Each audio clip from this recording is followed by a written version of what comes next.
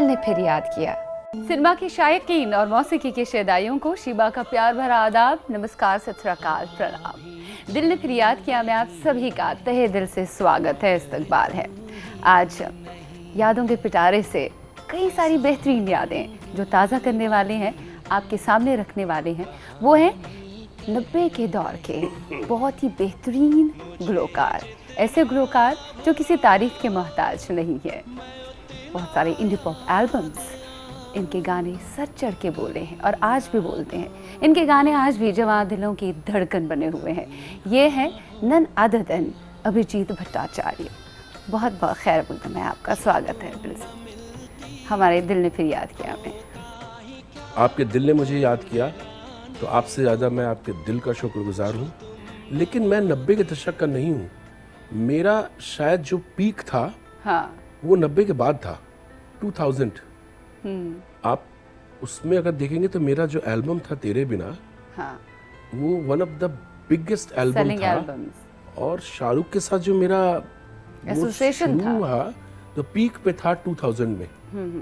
और वो उसके बाद आप चलते चले जाइए तो मैं मेरे ख्याल से 2007-2008 तक तो हम छाए हुए थे।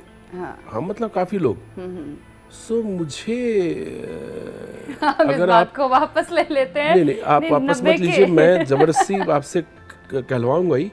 क्योंकि क्या है कि आप लता जी या आशा जी या किशोर दा या मोहम्मद रफ़ी को नहीं बोल सकते वो किस दशक के थे जी, बिकॉज उनके गाने अमर है।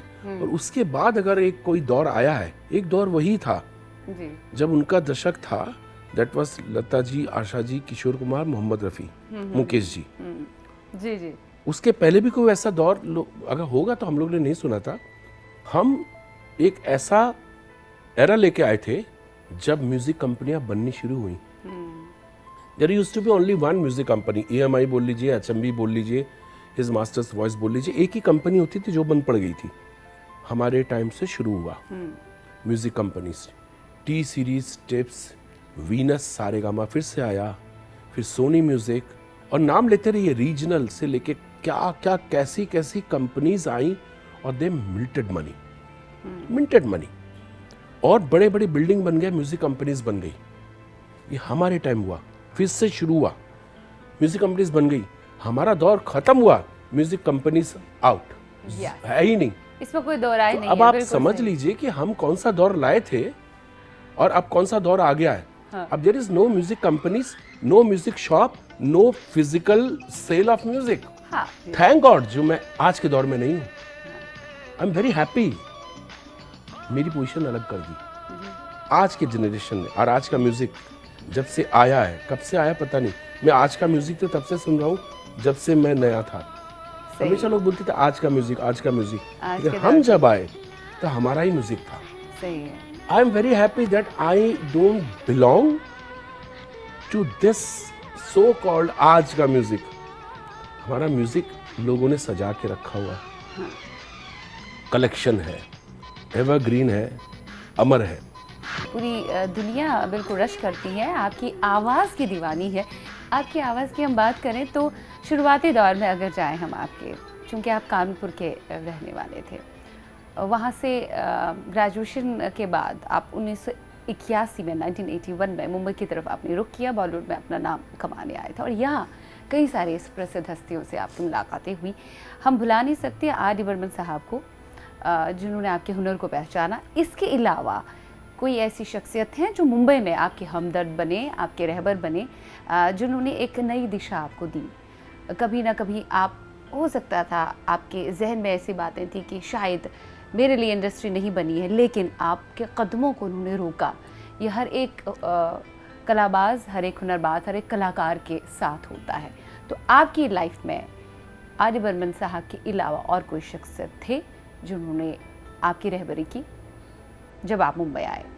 देखिए, अगर लिस्ट लिया जाए तो बहुत लंबी एक लिस्ट तैयार हो सकती है, लेकिन मैं अभी भी उन सब अपने उन दोस्तों और उन किरदारों को ढूंढता हूँ जब मैं स्ट्रगल करता था, और जो कभी ना कभी एक दिन के लिए मुझे मिलते हैं, कभी एक दिन के लिए मुझे चलो आज मेरे घर रह लो, हाँ। ऐसे दोस्तों को आज भी ढूंढता हूँ। कौन कहाँ चला गया पता नहीं। वैसे बहुत से लोग हैं। जब मेरे पास एक हाथ में एक प्लास्टिक का बैग हुआ करता था, उसमें एक सेट कपड़ा होता था, किसी ने मुझे सहारा दे दिया, चलो आज मैं तुमको यहाँ ठहरा देता हूँ। तो इन सबको मैं ढूंढता रहता हूँ, मिलते नहीं है। एक शख्स को मैंने ढूंढा था क्योंकि मुझे एड्रेस तब भी याद था। उनका नाम है बैतुल्ला सिद्दीकी। अच्छा। और मेरी उनकी पहचान कानपुर से ही हुई थी। ओके। ये इंटरव्यू ऐसा है कि इस तरह की चीज़ों को आपको रखना चाहिए, बहुत ज़रूरी है। बाकी सब तो आपको नाम मैं ले लूँगा, आर.डी. बर्मन है, ये है ये, लेकिन ऐसे लोगों को भी नाम लेना ये चाहिए। रियल नेम है। कुछ जी। ऐसे अनमोल खजाने आपकी लाइफ जी। में आपको मिलते हैं जो काफ़ी कुछ आपको सिखा के जाते हैं, आपका मनोबल भी बढ़ाते हैं। तो कभी कभी लोग बोलते हैं ना, जब आदमी बहुत बड़ा हो जाता है ना, हाँ। तो वो दूसरों को भूल जाता है। एक्चुअली साइकोलॉजिकली ऐसा नहीं होता है। मैं इस आदमी की खुददारी को आज भी मानता हूँ, बैतुल्ला सिद्दीकी को। उसके बाद खबर भी गई कि अभिजीत बहुत बड़ा स्टार बन गया है और वो ढूंढ रहा है, टीवी में आपको याद कर रहा है, आप एक बार चलिए ना। उसने ऐसा ही किया। अब लोग मुझे बताते। फिर मैंने कहा मैं जाता हूँ, और मैं गया उनके पास। और धारावी में मुझे वो गलियाँ याद थी जहाँ पे मैंने 8-10 दिन बिताए थे, जब मेरे पास कुछ भी नहीं था, कहीं पे जगह नहीं थी, मतलब भटकने की जगह तक नहीं थी। उन गलियों में उनको ढूंढने पहुंचा। उनके घर पे जाके वही बिरयानी खाई मैंने, प्यार से बनाया उन्होंने। और फिर मेरे घर पे आए। जब आप बहुत बड़े बन जाते हैं तो आपके खुद के लोग, करीबी लोग आपसे दूर हटने लगते हैं। सही। लोग बोलते हैं वो हट गया, ऐसा नहीं है। वो सोचने लगते कि ये बहुत बड़ा हो गया यार, क्या सोचेगा कि हम उससे मांग रहे हैं या हम उससे कुछ चाह रखते हैं। तो उनका एक ईगो प्रॉब्लम होता है, एक सेल्फ रेस्पेक्ट होता है, जिसका मैं सम्मान करता हूँ। ये हर घर पे होता है। सही। तो कभी कभी इस चीज का मैं विक्टिम हूँ, शिकार हो गए हैं आप। मैं शिकार हूँ अभी भी। मेरे खुद के लोग मुझसे दूर इसलिए हो जाते हैं कि वो सोचते हैं कि यार ये बहुत बड़ा हो गया, स्टार है। लेकिन वो ये नहीं सोचते कि मैं अभी भी उनके ज्यादा करीब रहना चाहता हूँ। हाँ। उनको और अपने करीब लाना चाहता हूँ, लेकिन मेरी मजबूरी, मेरी मसरूफियत या मेरा जो बिजीपना है, अगर मैं 100 में से एक चीज भी मिस कर देता हूँ ना, वो बहुत बड़ा, मतलब राई का पहाड़ बन जाता है, इशू बन जाता है, बहुत बड़ा जी, इशू बन जाता है। जी। एक चीज थोड़ी सी गलती हो गई ना, अरे उसने ऐसा कर लिया। बेबाकी पे आते हैं आपके। आप अपनी बेबाकी की वजह से बहुत ज़्यादा लोकप्रिय हैं, वो शुरुआती दौर से ही अच्छा, है। लोकप्रिय हूँ बेबाकी हाँ, से? जी। अच्छी बात है। बेबाकी की वजह से कई सारे कंट्रोवर्सीज के आप शिकार भी हुए हैं। बेबाकी मतलब आप बोल देती हैं जो आपको सही लगता है, आप वो सही जिसको है। कंट्रोवर्सी करते हैं वो कंट्रोवर्सी नहीं है, वो फैक्ट है। वो फैक्ट है, बट लोग कंट्रोवर्सी का, वो उनके लोग लिए- कहते हैं यार ये कंट्रोवर्सी के शिकार हो जाते हैं, कंट्रोवर्शियल किंग है अभिजीत भट्टाचार्य, क्योंकि कभी ना कभी लोग वो सच सुनना नहीं चाहते हैं जो सच उन्हें आप दिखाना चाहते हैं। और एक और मैं आर्टिस्ट क्यों जो है वो किसी बहुत को- जज्बाती होता है। और मैं किसी को क्यों सफाई दूं और किसी से क्यों बोलूं कि मुझे मौका दो कुछ कहने का। मैंने जो कह दिया कह दिया। कह दिया। हाँ। एक बार कह दिए तो फिर कह दिए बिहारी में। कह दिए। हाँ। बिल्कुल सही है। So लेकिन actually- कभी ना कभी कहीं ना कहीं आपको फिर मायूस हो जाते हैं, हम कहीं ना कहीं डिसअपॉइंट हो जाते हैं अंदर कि भाई मैंने तो सच कहा था, अब इसका लोग भतंगड़ बना रहे हैं तो मैं क्या करूं। कभी कभी थोड़ा सा मायूस हो जाते हैं आप, क्योंकि कई बार सोशल नेटवर्किंग साइट्स पे आपका ट्विटर हैंडल जो है वो सस्पेंड हुआ, या सलमान खान को आपने सपोर्ट किया हिट एंड रन केस में। आपने यही कहा ना कि हाँ, इसलिए कहा कि अगर वो गाड़ी चला रहे थे तो लोगों को फुटपाथ पे सोने की क्या जरूरत है। ये मैंने फुटपाथ कहा ना, सोने के लिए yes, ये आपने मैंने कहा बताया। ना। हाँ बिल्कुल कहा। और उसके फल में क्या है, सलमान खान उस तरह का आदमी नहीं है जो किसी का ग्रेटफुल हो। हाँ वही मैं कह रही हूँ, आपने तो सपोर्ट में ही कहा था। मुझे तो, मैंने बिना सलमान के कहा था। मैंने ये सलमान खान मेरे लिए कोई स्टार या सुपरस्टार वो नहीं था। राइट। ये जनरल एक इंसान के लिए था हाँ कि सलमान खान एक इंसान है। हाँ वो गाड़ी रास्ते में ही चलाएगा और इंसान ही दारू पीता है, और वो एक स्टार है। उसने दारू पिया, उसने गाड़ी चलाया, उसको तो मालूम है कि रास्ते में तो एक जानवर भी नहीं सोता है, हाँ, और गाड़ी एक के ऊपर से निकल गई, और उसी दिन शायद पूरे कंट्री में कितने लोग ट्रकों के नीचे आके मरे होंगे, सही, जो रास्ते में नहीं सो रहे थे, जिनको ट्रकों ने मार दिया। जी, कितने लोगों के ऊपर लोगों ने गाड़ियां चढ़ा दी होंगी, किसी पे कोई केस नहीं हुआ होगा। हाँ, लेकिन जो लोग सड़क पे सो रहे, इट इज लाइक सुसाइड। हाँ, अगर आप रेलवे ट्रैक में सो रहे हो तो आप ट्रेन के मोटरमैन के ऊपर केस कर देंगे। तो इस it is what not in context with Salman Khan. लेकिन I never expected something from Salman Khan, but very unexpected thing happened कि पता नहीं अजीब सी हरकतें, अभी पता नहीं यहाँ से कैसे हैं ये लोग। हाँ। तो मैं एक्चुअली सुपरस्टार लोगों को समझ नहीं पाता हूँ, हाँ। कि वो लोग किसी के लिए ग्रेटफुल होते हैं कि नहीं होते, तो या आप- उनके रूटीन में है। राइट तो एक्चुअली पूरा केस उसके ऊपर सर से निकल गया, पूरा केस मेरे ऊपर आ गया। क्या मेरा किसी ट्विटर और ने- बंद हो गया, मेरा ये हो गया, मेरा हो गया। और मेरा जब ट्विटर बंद हुआ, that was my marriage anniversary, and मैं स्विट्जरलैंड में था। मैंने अपनी वाइफ को बोला, यार देखो मेरा ट्विटर अब ये ब्लैंक आ रही है और इसमें आ रहा सस्पेंडेड। मेरी वाइफ उछल पड़ी, वाह, वाह वाह व्हाट एनिवर्सरी गिफ्ट, बहुत अच्छा हुआ। नहीं तो आप ट्विटर पे ही होते थे। और वो नहीं मतलब इतनी कंट्रोवर्सी, इतनी वो इतनी खुश हो गई। और हमारी whole family we were there, हाँ, मेरे दोनों बच्चे, मेरे दोनों बेटे, हम लोग सब लोग सेलिब्रेट कर रहे थे। बोला डबल सेलिब्रेशन हाँ, Twitter. And you believe me, I am very happy, या, क्योंकि मैं ट्विटर पे बहुत ज़्यादा ऑनेस्ट था हाँ, और उनको बराबर जवाब देता था। मतलब जितने एंटी होते थे, एंटी का मतलब ये नहीं कि एंटी नेशनल, एंटी हर चीज़ में एंटी, नेगेटिविटी हर जगह तलाशना। सो तो या, वो कुछ ज़्यादा मेरे से बर्दाश्त नहीं हो रहा था। हाँ, तो क्योंकि मैं बहुत ईमानदार हूँ, मैं बहुत क्या ब्लंट हूँ, मैं कोई बहुत बेबाक बेबाक मिलेगा, हूँ। हाँ, तो अच्छा हुआ। अब देखिए ना, मैं अपने सोशल मीडिया में कहीं पे अब आप देखेंगे नहीं, अब मैं बेबाकी वहीं पे दिखाता हूँ जब आप जैसे लोग मेरा इंटरव्यू करते हैं, बस इतने में ही। सोशल मीडिया में I am the Abhijeet the singer, the singer, right. सिर्फ म्यूजिक से छोड़ के और कोई बात ही नहीं करता हूँ। कहते हैं जो सच बोलता है, जो दिल से सच्चा हो, उसके साथ ज़िंदगी में ज़्यादा मुश्किलात दरपेश आती हैं, और फाइनली आखिरकार फतेह का झंडा तो वही गाता है। और आपके हुनर की जो पहचान है पूरे दुनिया में, इससे कोई इनकार नहीं कर सकता। यहाँ आपने सुपरस्टार की बात की, एक और सुपरस्टार मेरे जहन में आ गया, जिनके लाइफ को टर्निंग पॉइंट मिला आपके गाए गानों से। उन पर जो फिल्माए गाने थे जिन्हें आपने अपनी आवाज़ बख्शी, मैं बात कर रही हूँ शाहरुख खान की। उनके साथ बहुत सारी फिल्में आपने की, जोश फिल्म, चलते चलते, अशोका, देन मैं हूं ना, इतना ज़बरदस्त कोलैबोरेशन। बादशाह, हाँ, Badshah, I am the best. या DDL ji, I am the best. So you और जोड़ी वाज द बेस्ट। देन इख्तिलाफात जो है वो कहाँ से शुरू हुए? वो इख्तिलाफ, बुनियादी चीज़ उस इख्तिलाफ की क्या थी आप दोनों के दरमियान? Why Actually, that happened? हमारे दोनों को दरमियान पहले भी कुछ नहीं था, ना हमारे में कोई अफेयर था, ना हमारे में कोई कभी दोस्ती थी, ना तो हमारे में कोई एक अच्छा रिलेशन था, कुछ भी नहीं था। I am a singer, he is a He's an actor. Star. आपने इतने गानों के नाम दिए, इतने मेरे फिल्मों बताया के कि मैंने, आपको मालूम है कि जितने फिल्मों के नाम आपने लिए, उसमें से मैं वन ऑफ द सिंगर्स था। हाँ, उन मोस्टली फिल्मों में सब ने गाए, मैंने भी गाया, तो शानू ने भी गाए, तो उदित ने भी गाए, सोनू ने भी गाए। right.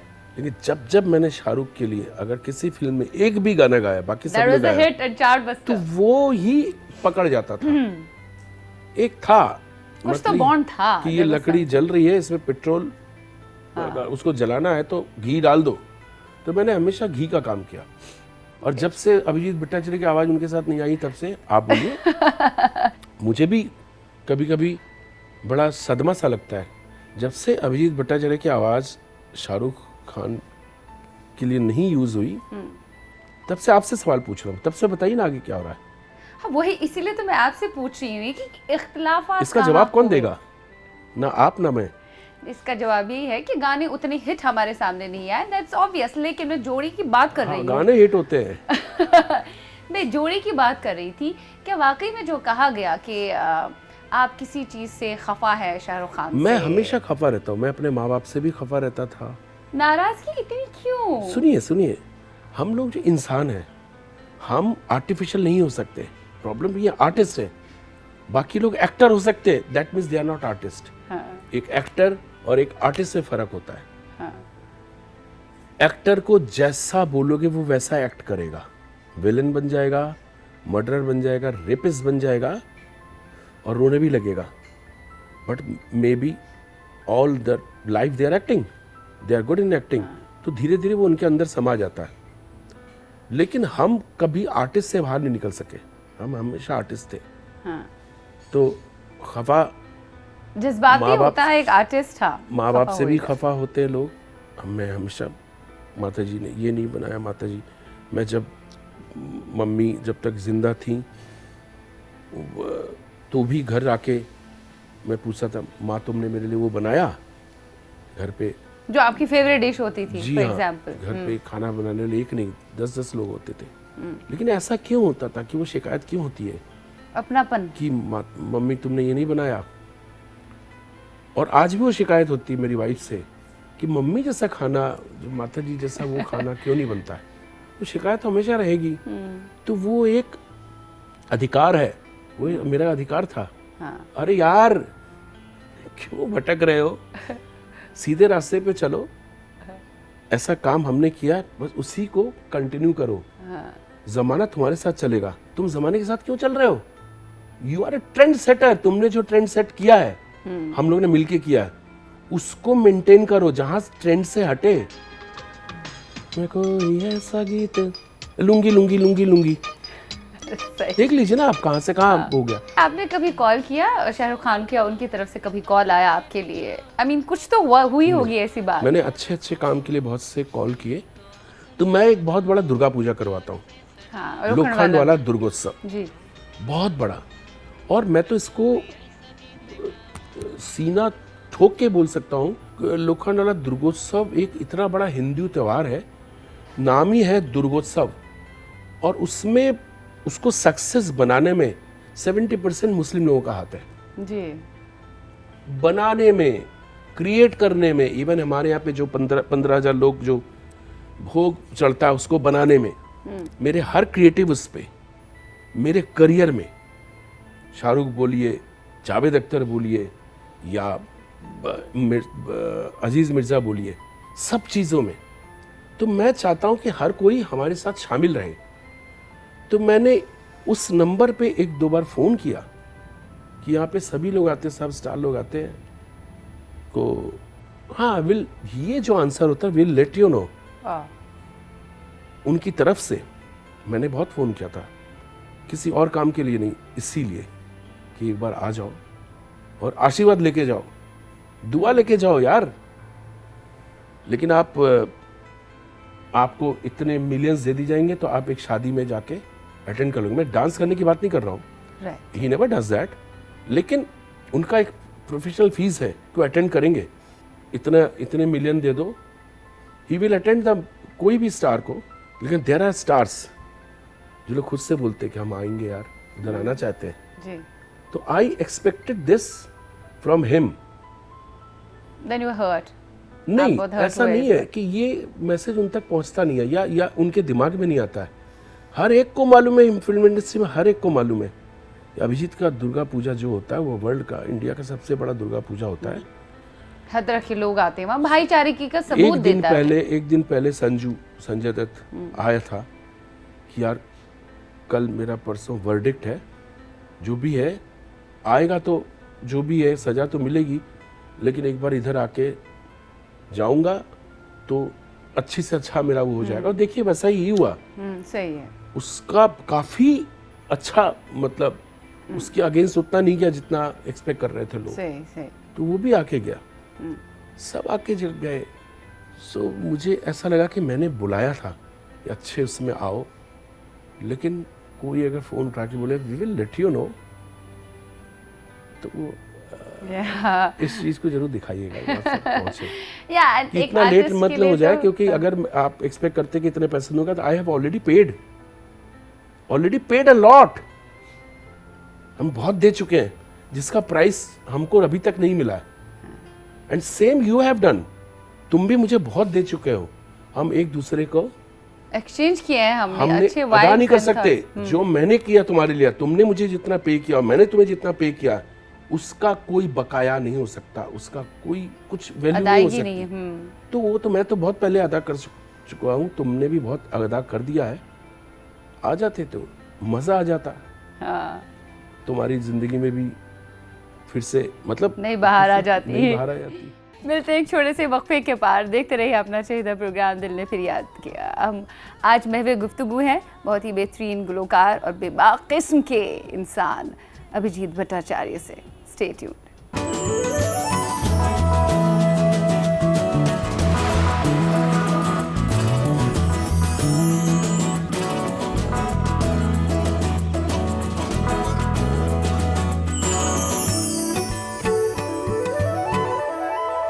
दिल ने फिर याद किया। ब्रेक के पार हम हाजिर हुए हैं आप ही के चहेते प्रोग्राम दिल ने फिर याद किया में। आज हमारे साथ अपनी बीती यादें ताज़ा कर रहे हैं और आज के दौर के बारे में भी हमें बता रहे हैं नन अदर देन बहुत ही बेहतरीन गुलकार अभिजीत भट्टाचार्य। अभिजीत जी, एक और बात यहाँ आती है कि अक्सर बेशतर सुनते हैं, हमने तो कभी देखा नहीं। जैसे हम आपसे गुफ्तगू कर रहे हैं, मैं आपसे मिलने के लिए आपके घर पे आए हुए हैं, बहुत मेहमान नवाज हैं आप, मेहमान नवाजी आपने की, और साथ ही साथ हमने नहीं देखा कि आप गुस्सेले हैं, लेकिन सुनने को हर जगह मिलता है। अभिजीत भट्टाचार्य जी जो है गुलकार तो बहुत अच्छे हैं, लेकिन उनके अंदर वो गुस्सेलापन है, जिस गुस्सेलेपन की वजह से वो अक्सर व बेशतर लोगों की नज़रों में आ जाते हैं। वो गुस्सेलापन किस चीज़ का है? और एक इंटरव्यू में मैंने पढ़ा है, आप कह रहे हैं कि अगर मेरे अंदर गुस्सा है तो कहीं ना कहीं वो दर्द की वजह से, आप इंसान हैं, आपके अंदर अलग तरह के जज्बात हैं, तो गुस्सा तो आप होंगे ही किसी न किसी चीज़ को लेकर। मतलब एक इंसान की जो फितरत है वो सामने कैसे आएगी? आपका क्या कहना है इस बारे में? वाई इज़ इट दैट जो गुस्सा आपका है, कोई ना कोई ऐसी बात है जो आपको अंदर ही अंदर, चाहे बचपन से ही हो, वो बार बार आपको कहीं ना कहीं पिन करती है? मेरा गुस्सा लोगों ने सिर्फ देखा जब मुद्दों की बात आती है। अच्छा। मैं स्टार लोगों की तरह कैमरा नहीं तोड़ देता हूँ, किसी जर्नलिस्ट को थप्पड़ नहीं मारता हूँ, किसी को माँ बहन की गाली नहीं देता हूँ। कितना होता है जो आप लोग एडिट कर देते हैं, कितना होता है ऐसा। मैंने तो अपना दुख जाहिर किया जी। अगर मेरे फेस में अभी भी गुस्सा नज़र आ रहा है, तो फिर अभी तक कोई एक प्लास्टिक सर्जन ऐसा नहीं मिला जो मेरे इसमें हंसी ला दे।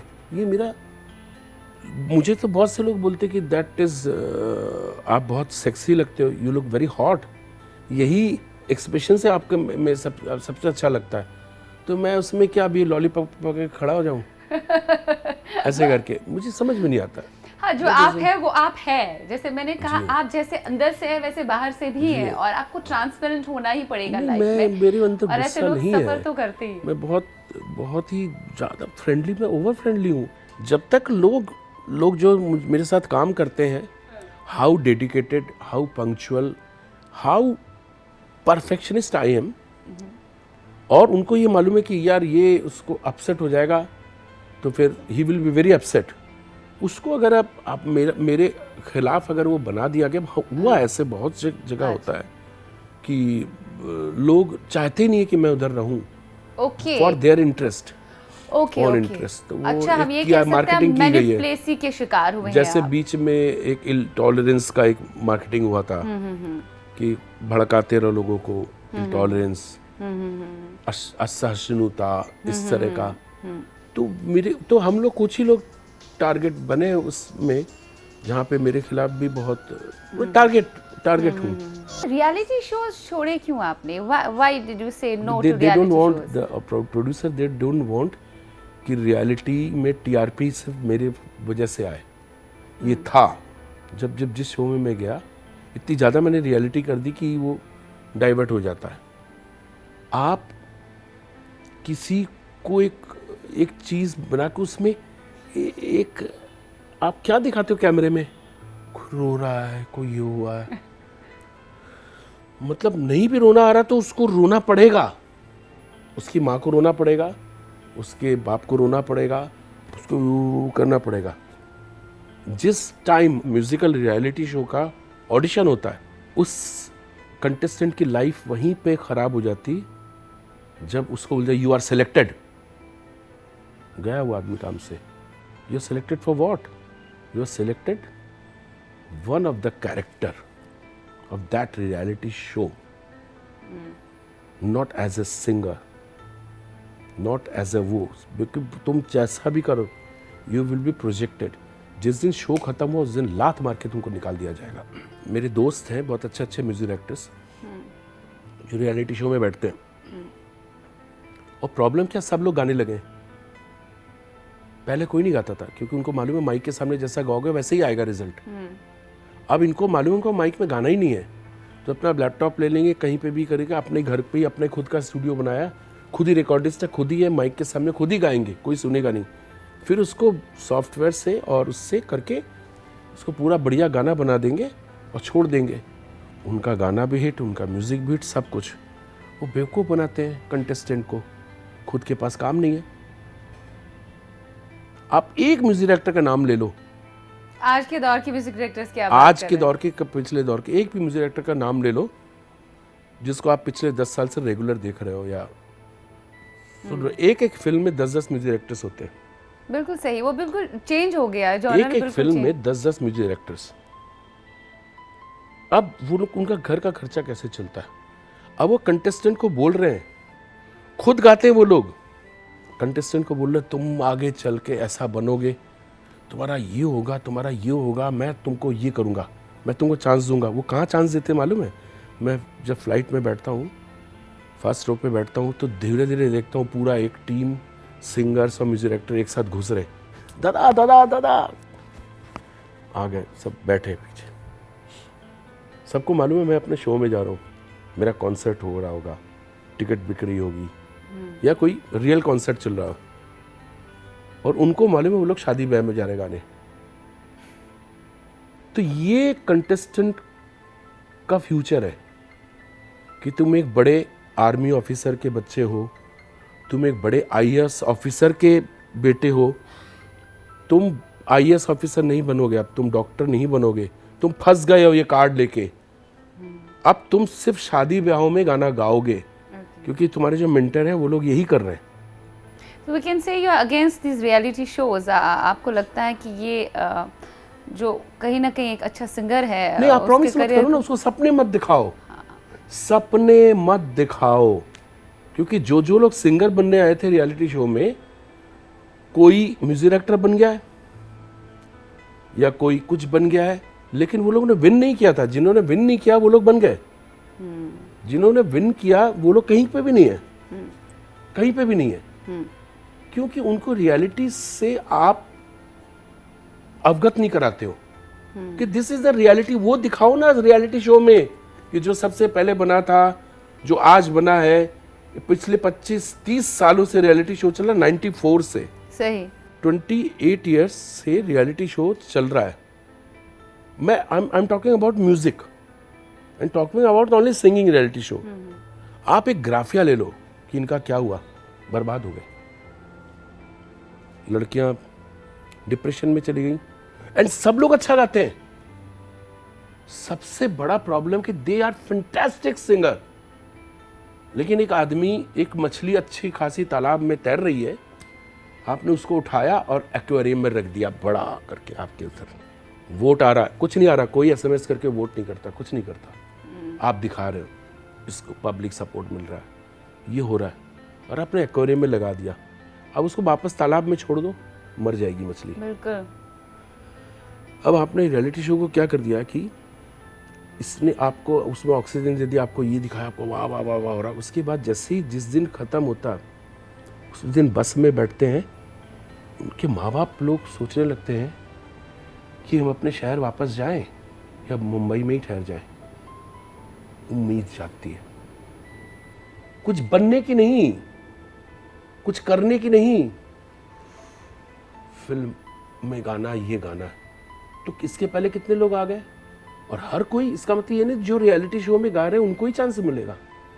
अब सब म्यूजिक डायरेक्टर खुद ही गा रहे हैं, तो तुम्हारे बेटे को कौन चांस देगा, तुम्हारी बिटिया को कौन चांस देगा? आपसे मैं ज़रूर जानना चाहूँगी, आपके हिसाब से अगर हम आपसे पूछें कि क्या इसका सलूशन हो सकता है, किस तरह के रियलिटी शोज बनने चाहिए और किन चीज़ों से अवगत कराना चाहिए? नहीं, बनना चाहिए, बिल्कुल बनना चाहिए, बंद नहीं करना चाहिए, लेकिन किस तरह के उसमें उनको झूठा वो मत दो, उनको बोल दो तुम अपने घर वापस जाओ, तुम अपने गांव वापस जाओ, you will be a star there, वहां जाओ, लेकिन तुम वापस नहीं जाओगे।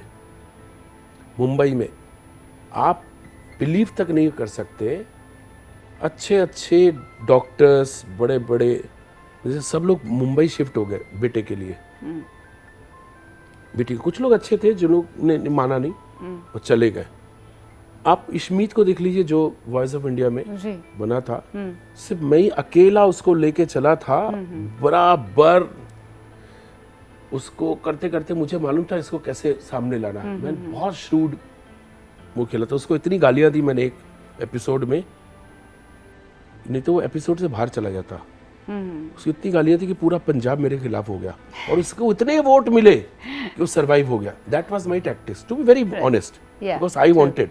लेकिन उसी रियलिटी शो में there were singers, they were not deserving and they were very qualified, लेकिन टिपिकल हार्डकोर ऐसे खतरनाक प्रोफेशनल सिंगर थे, जैसे कोई मुजरा गाता हो या कोई कवाल हो, इस तरह की थी।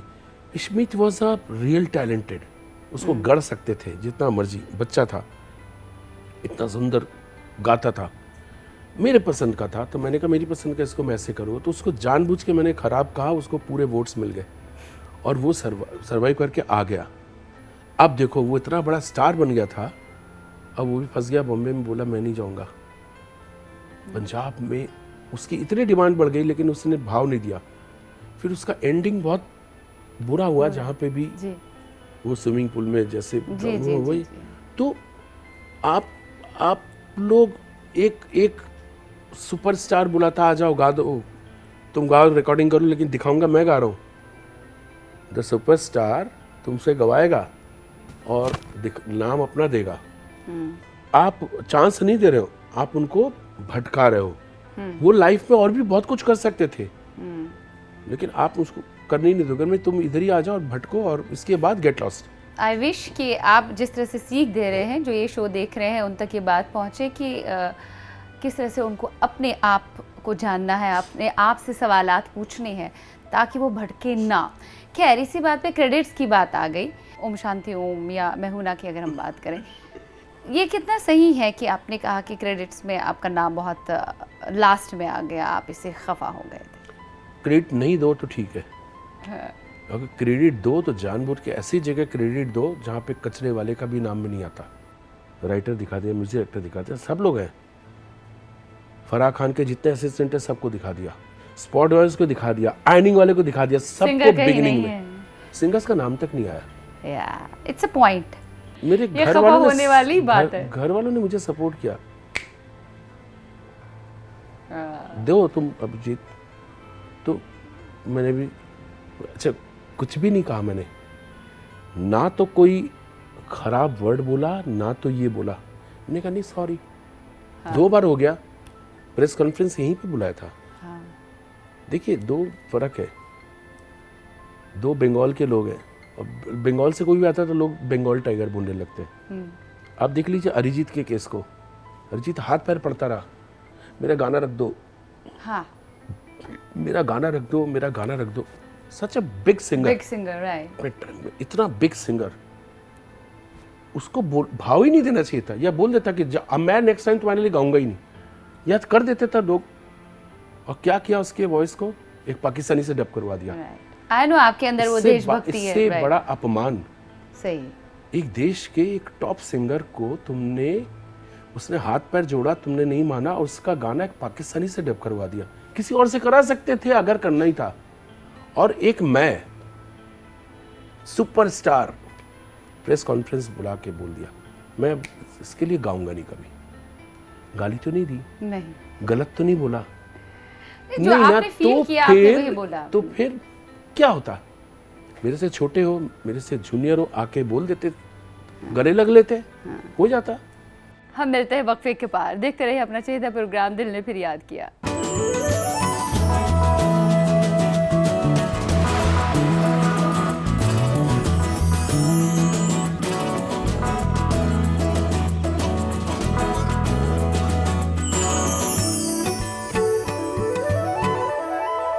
दिल ने फिर याद किया। ब्रेक के पार आप सभी का तहे दिल से इस्तकबाल है। अभी के चहेते प्रोग्राम दिल ने फिर याद किया में आज हमारे साथ अपनी बीती यादें ताज़ा कर रहे हैं, आज के दौर के बारे में भी काफ़ी कुछ बता रहे हैं नन अदर देन बहुत ही बेहतरीन गुलकार अभिजीत भट्टाचार्य जी। ओके, पेट्रियटिज्म की बात करें, आपने चूँकि कई सारे कारगिल वॉर के ऊपर भी आपने खुद कंपोज किया था वो एल्बम का गाना, क्रिकेटर्स के लिए भी आपने कई सारे गाने गाए हैं, मतलब पेट्रियोटिक गाने भी कई सारे आपने गाए हैं। तो देशभक्ति, ये हुब्बुल वतनी का जज्बा आपके अंदर तो है, वो अक्सर व बेशतर आप देश के लिए बात करते हैं, देश के हित के लिए बात करते हैं कि अपने देश को हमें सम्मान दिलाना चाहिए और हर एक इंसान का ये बुनियादी फ़र्ज़ है कि उसको सम्मान दिलाना चाहिए, चाहे वो बातों से दिलाए, चाहे वो अपनी ताकत से दिलाए, चाहे वो अपने कार्य से दिलाए। लेकिन जब जब आपने हुब्बुल वतनी पे बात की है, फिर से तब लोगों ने आप पे सवाल खड़े किए हैं। कभी कभी आपको लगता है कि ये सवालों के बीच में क्यों आ जाता हूँ मैं? It's self $1 million question. ऐसा क्यों है मेरे साथ? क्या जिस देश में हम रहते हैं वहाँ अपने देश के लिए बात करना या अपने लोगों के लिए बात करना, अपनी इंडस्ट्री के लिए बात करना, अपने कलाकारों के लिए बात करना, क्या वो गलत है? ऐसा वर्ड आएगा ही क्यों कि मैं देशभक्त नहीं हूँ? कोई आदमी कह सकता है कि वो देशभक्त नहीं है? चलो मैं तो बोल रहा हूँ मैं देशभक्त हूँ। ऐसे कौन से लोग जो बोलेंगे मैं देशभक्त नहीं हूँ? और मेरी आवाज़ सुनी जाती है तो उसका मैं बराबर यूज़ करता हूँ, फ़ायदा नहीं उठाता। लवली। और इसमें मुझे कोई नुकसान होता है। जब मैं अपनी आवाज़ जिसके लिए बनी है, गाने के लिए, जब उसको छोड़ के कहीं और यूज़ करता हूँ तो मुझे नुकसान होता है। और मुझे नुकसान में बहुत मुनाफा होता है। मैंने देख लिया कि मेरे बेबाकपना को लोग गलत लेते हैं, लेकिन मेरे भक्त बहुत हैं। मेरे भक्त में कोई जाति या कोई धर्म नहीं है, सब देशभक्त लोग हैं। आप देख लीजिए अयोध्या का जो हुआ है, क्या कब से क्या चल रहा है ये देख लीजिए, सब शांत सब कितनी अच्छी तरह से हो गया। तो साथ किसने दिया? मुसलमानों ने। बिल्कुल सही कह रहे हो। अब आप क्या बोलेंगे? अयोध्या का मसला अगर आगे बढ़ जाता, ये जो वर्डिक्ट आया है, तो वर्डिक्ट आने के बाद सबने उसको मान लिया, एक्सेप्ट कर लिया, तो किसका सबसे बड़ा हाथ है? हमारे मुस्लिम भाइयों का। सही है, क्योंकि उन्होंने इसके एक्सेप्ट कर लिया। देशभक्ति मतलब अभी क्या हो गया, देशभक्ति को एक संप्रदाय बना दिया आपने। किसने बनाया? पाकिस्तानियों ने। वो सबको बता रहे कि भाई तुम इंडिया में हो तो तुम भी वही हो जो हम पाकिस्तान में हैं। ये मिसगाइड कर रहे हैं। और हमारे इंडियन भाई लोग पाकिस्तानियों को बोला भाई तुम पाकिस्तानी हो, हम हिंदुस्तानी हैं, तो हमको संप्रदाय में मत बांटो। बिल्कुल आपस में लड़ना झड़ना हम निपट लेंगे। अभिजीत को हम निपट लेंगे, अभिजीत हमसे निपट लेगा। मेरा और शाहरुख खान के बीच का अगर भेदभाव है तो उसको आप सांप्रदायिक बना दोगे? ऐसे ही कर रहे हैं लोग। वही प्रॉब्लम्स आ जाती है। क्यों करोगे भाई? और शाहरुख खान इतने भजन गा रहा है, गणपति के वो कर रहा है। शाहरुख खान रामलीला में हनुमान का रोल करता था, तब आपने उसको वाह क्यों नहीं किया? ये बहुत संकीर्ण चीज है। मैं जब मैं दुश्मनों के खिलाफ आवाज होता हूँ, दुश्मनों के खिलाफ आवाज उठाता हूँ, तो लोग मुझे सांप्रदायिक करने लगते हैं। ये गलत है। गायकी में कभी कोई डिफिकल्ट फेज आपका आया, या आपने किसी फेज को अपना डिफिकल्ट फेज माना, जब बस बनते बनते बात बिगड़ गई? ऐसा कुछ हुआ? ऐसा लगता है कि ये इस समय इस दौर का ना एक खराब दौर है, जहाँ पे अच्छे लोगों को चांस नहीं मिल रहा है। बहुत खराब दौर है म्यूजिक इंडस्ट्री का। जी हाँ। देखते म्यूजिक इंडस्ट्री तो है ही नहीं। It used to be the industry earlier. आप मुझे मेरे क्वेश्चन का जवाब दे दीजिए, म्यूजिक इंडस्ट्री के नाम पे कौन है बता दीजिए? म्यूजिक इंडस्ट्री एक भी नहीं है, एक भी म्यूजिक कंपनी नहीं है. Everybody is in production and YouTube. एक यूट्यूब पे ही आ गया तो वो म्यूजिक इंडस्ट्री नहीं है. इतने लाखों की तादाद में आ गए क्योंकि बहुत एक्सपोजर बहुत हुआ है. और लोग अब गुरु के पास जाके सीखने की जरूरत नहीं है, लोग अपने आप सीख रहे हैं. जैसे मैं सीखा हूं, एक्सपोजर है ना, सब देखने को मिल रहा है फुल टाइम. अब उनके पास प्रॉब्लम ये है कि वो अप्रोच किसको करे, गाना उन्हें कौन गवाएगा. करीब 4 से 5 हजार म्यूजिक डायरेक्टर्स और हर बिल्डिंग, हर नुक्कड़ पे, सिर्फ मुंबई में नहीं, कंट्री के किसी भी गांव में जाइए, हर जगह रिकॉर्डिस्ट, हर जगह स्टूडियो बने हुए. हर जगह स्टूडियो बने. इतनी जगह की जरूरत होती है स्टूडियो के लिए. ये ले लिया, ये ले लिया, ये ले लिया, ट्रैक रेडी आ रहा. मेरे पास ऐसे ऐसे खतरनाक सिंगर्स आते हैं, वो इस रियलिटी शो में है, इसमें है, आके मुझे आगे क्या, मतलब वही तो मैं पूछ रहा हूँ सर आगे क्या करें. मैंने कहा मुझे तो मालूम था जब मैं अपना करियर बनाने आया था, आर.डी. बर्मन, मैं उनसे काम मांगूंगा. लक्ष्मीकांत प्यारेलाल, उनसे काम मांगूंगा. कल्याण जी, आनंद जी, काम मांगूंगा. राजेश रोशन. लेकिन मुझे मालूम था कि इनको ही अप्रोच करना है. गवाएंगे तो यही लोग गवाएंगे, नहीं तो और कोई भी नहीं है. और जब ये दौर इनका गया तो नया एक आया, आनंद मिलिंद, नदीम शमन और अनु मलिक. उनके बीच में अनु मलिक आ गए साथ में. हाँ, या रहमान साहब. हाँ, ये लोग का एक पुछले और इसके बीच में मिक्स एक आ गया कि ये भी हैं, तब बप्पी लहरी भी हैं, राजेश रोशन भी हैं. गिन गिन के 6 या 7 उस टाइम भी. मुझे अपना वो मालूम था कि यहाँ से ही जाओ और निकल लो, कोई चांस नहीं देगा. ये भी दिमाग में मालूम है कि नहीं मिलेगा. देगा तो इन्हीं में से कोई एक देगा, नहीं तो नहीं है. तुम किसके पास जाओगे? बोलते यहाँ पे तो हर कोई म्यूजिक डायरेक्टर है, जिसको देखो वो अपना लैपटॉप लेके बैठा हुआ है, कॉफी शॉप पे बैठे हुए सारे लोग ट्रैक कर रहे हैं. अब आप बताइए कि अब म्यूजिक डायरेक्टर की कोई रिकॉग्निशन नहीं है. जो थे वो भी गए. अभी कोई प्रोड्यूसर डायरेक्टर नहीं है, डायरेक्ट म्यूजिक कंपनी को गाना भेज रहे हैं. म्यूजिक कंपनी ये नहीं देख रही कि म्यूजिक डायरेक्टर कौन है, म्यूजिक कंपनी ये नहीं देख रही कि सिंगर कौन है. जैसे ही देखा ये इसको साइन कर लो, इससे यूट्यूब का ये कर लो, इसको फिक्स कर दो कि तुम्हारा इतना रेम्यूनरेशन में तुमको इतना मिलेगा, इतना हम रखेंगे, तो वो सिलेक्ट हो गया विदाउट देखे कौन है नहीं है. तो वो क्या करेगा? अब वो टेक्नोलॉजी ढूंढ रहा है. हम ऐसा करेंगे, ये भूल गया. हम ऐसा करेंगे, हम एक कैमरा लेंगे, हम एक ये लेंगे. हमको तो मालूम था मुझे इनके पास ही जाना. अब इनके पास कोई दिशा नहीं है. मेरे पास आते, मैंने कहा अब मैं तुमको क्या बताऊं. मुझे दुख इस बात का, तुम लोग इतने अच्छे सिंगर हो और तुम्हारे जो जजेस लोग हैं वो शादी ब्याह में तुम लोग को गवाते. उनके पास कुछ नहीं है. They have nothing. अभी जब से मैंने फिल्मों में मेरे गाने मैंने बंद नहीं किए. It is up to me कि मैं कौन सा गाना गाऊं. कि मेरे को वैसा म्यूजिक डायरेक्टर मिले तो सही है तो जो मुझे गवा सके. वो बोलते मैं आपको गाना भेज रहा हूँ व्हाट्सएप पे और लिरिक्स बाद में थोड़ा सा वो दे रहा हूँ, जरा आप ये, तो भी अच्छी बात है, देख लेता हूँ. और बहुत अच्छे अच्छे गाने आते हैं. मैं रेडी करके बैठता हूँ. तो सर इसमें बजट नहीं है. ये अच्छा, मैं फ्री में गाने को राजी हूँ. इतना अच्छा गाना है.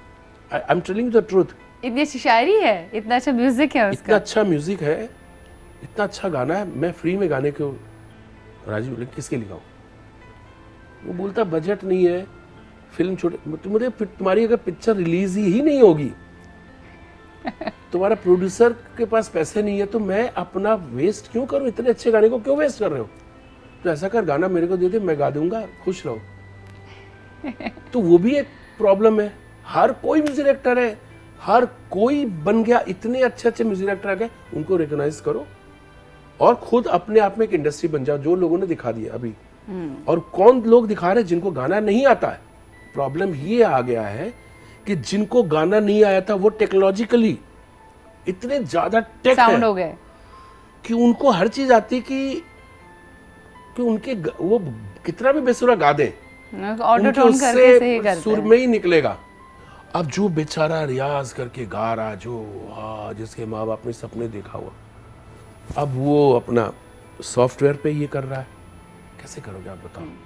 चलिए, बहुत ही अच्छा लगा अभिजीत जी, आपके साथ हमने बात की। Thanks a lot, it was wonderful talking to you. मैं उम्मीद करती हूँ आपको आज एक बेबाक गुफ्तगू विद बहुत ही बेहतरीन गुलकार अभिजीत भट्टाचार्य जी के साथ पसंद आ गई होगी। आप लिखिएगा ज़रूर shiba.lateef@nw18.com पर। मिलेंगे एक नई शख्सियत से, एक नई याद के साथ। तब तक के लिए मौसीकी के शेदाई हो जाइए, अच्छा संगीत सुनने की आदत डालिए। अच्छा संगीत हमें दूसरे आलम में लेके जाता है और काफ़ी कुछ सिखा के जाता है। बाय बाय, खुदा हाफिज़ and take care for now.